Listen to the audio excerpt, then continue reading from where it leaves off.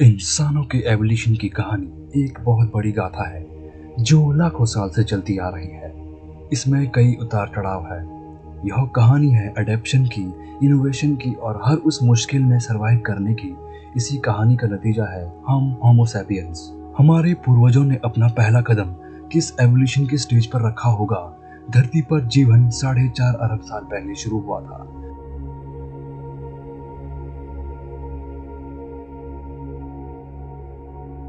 उस समय single cell समुद्र में पैदा हुए थे। कई सालों में यह सिंगल लाइफ फॉर्म अलग अलग होते गए और इवॉल्व होते गए और आखिरकार मल्टी सेलुलर ऑर्गेनिज्म और प्लांट्स एंड एनिमल की वह दुनिया बनी जो आज हम देखते हैं। एवोल्यूशन का यह प्रोसेस जो नेचुरल सिलेक्शन से चलता है, हमारे प्लेनेट पर लाइफ की डाइवर्सिटी और कॉम्प्लेक्टेड पूर्वज सबसे पहले दिखाई दिए थे। घने जंगलों में रहने के लिए ढले हुए थे। ये पेड़ों पर आसानी से चल सकते थे। क्लाइमेट में कुछ खास ट्रेंड्स थे जो हमारे एवोल्यूशन के लिए बहुत जरूरी साबित हुए। लगभग 60 लाख साल पहले फैमिली ट्री में बहुत बड़ा बदलाव आया। यहीं से हमारे सबसे करीबी रिश्तेदारों चिंपांजी और बोनोबो से अलग होना शुरू हुआ। हालांकि हमारा कॉमन एंसेस्टर कौन था यह पता अभी तक नहीं है, लेकिन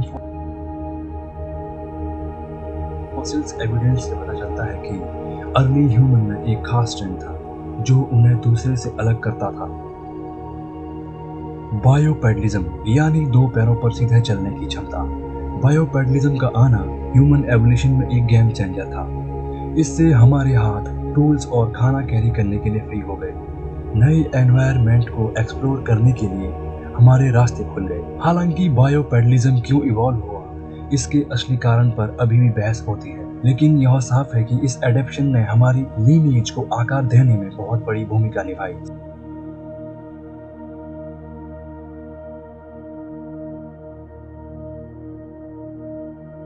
सबसे पहले होमोनिम में से एक था साइलेंट्रोपस, जिसकी कई अस्थियां मिली है जो 7 लाख साल पुराना है। यह अवशेष हमारे एवोल्यूशन के इस महत्वपूर्ण पीरियड के बारे में महत्वपूर्ण जानकारी देता है।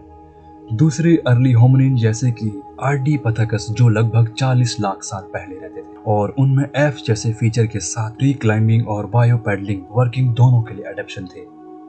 यह अर्ली होमिनिन इंसान बनने की लंबी यात्रा के पहले कुछ कदम थे। जैसे जैसे होमिनिन इवॉल्व होते गए उन्हें कई तरह के एनवायरमेंटल प्रेशर का सामना करना पड़ा, जिसने उनके शरीर व व्यवहारिक आदत को आकार दिया।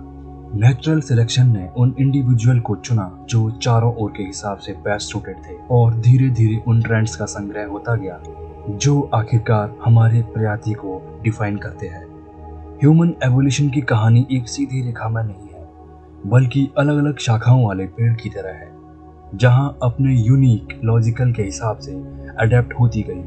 होमो जीनस का उदय, जिसमें मॉडर्न ह्यूमन भी शामिल है, ह्यूमन एवोल्यूशन में एक बहुत बड़ी छलांग थी। लगभग 28 लाख साल पहले अफ्रीकन सवाना में एक नई स्पीशीज आई, होमो हैबिलिस, जिसे टूल मेकिंग एबिलिटी के कारण हैंडीमैन भी कहा जाता है। ये अर्ली ह्यूमन पत्थर को तोड़कर सिंपल स्टोन टूल बनाते थे। टूल्स के यूज ने होमो हैबिलिस को अपने एनवायरमेंटल के साथ इंटरेक्ट करने के तरीके को बदल दिया। अब वो जानवर को काटकर मीट ज्यादा आसानी से प्राप्त कर सकते थे, बोन मैरो जैसे नई फूड सोर्स तक पहुंच सकते थे और प्रेडिटर से खुद को बेहतर तरीके से बचा सकते थे। इस टेक्नोलॉजिकल इनोवेशन ने उनके लिए एक नई इकोलॉजिकल तरीके खोज दिए और होमो हैबिलिस को अलग अलग तरीके से खोज करने का मौका दिया। लगभग 18 लाख साल पहले एक नई ह्यूमन स्पीशीज का फायर यूज के एविडेंस से पता चलता है कि होमो इरेक्टस ने खाना पकाने और सुरक्षा के लिए आग के पावर का इस्तेमाल करना सीख लिया था। आग पर कंट्रोल पाना ह्यूमन एवोल्यूशन में एक बहुत बड़ा मूवमेंट था। इससे ठंडे क्लाइमेट में गर्मी मिलती थी और खाना पकाया जाता था, जिनसे वो पचाने में आसानी हो जाती थी। इरेक्टस पहली स्पीशीज थी जिसने अफ्रीका से बाहर कदम रखा और एक अद्भुत यात्रा शुरू की। कई अवशेषों से पता चलता है कि वह 18 लाख साल पहले पूरे विश्व में फैल चुके थे। और वहाँ उन्हें अलग अलग एनवायरनमेंट का सामना करना पड़ा, जिससे उनके फिजिकली और मेंटलिटी में अनेक परिवर्तन आने लगे। यूरोप में होमो इरेक्टस से एक नई होमो स्पीशीज का जन्म हुआ, जो थी होमो हेडेलबर्गेंसिस। इसका ब्रेन बड़ा था। यह उत्तर के ठंडे क्लाइमेट में रहने के लिए ज्यादा तत्पर थे। माना जाता कि होमो हेडेलबर्गेंसिस से ही होमो निएंडरथालिस का जन्म हुआ, जो यूरोप और एशिया के कुछ हिस्सों में रहते थे। इस काल के दौरान ह्यूमन एवोल्यूशन के अलग अलग प्रजाति एक दूसरे के नजदीक आई